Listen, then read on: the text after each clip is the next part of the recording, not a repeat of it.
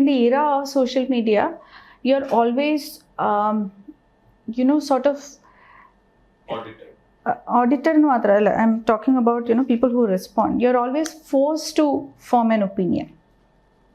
അങ്ങനെ ഒരു പ്രതിഭാസം ഉണ്ട് ഇപ്പോൾ. പണ്ട് ഒരു പക്ഷേ അതില്ലായിരുന്നു.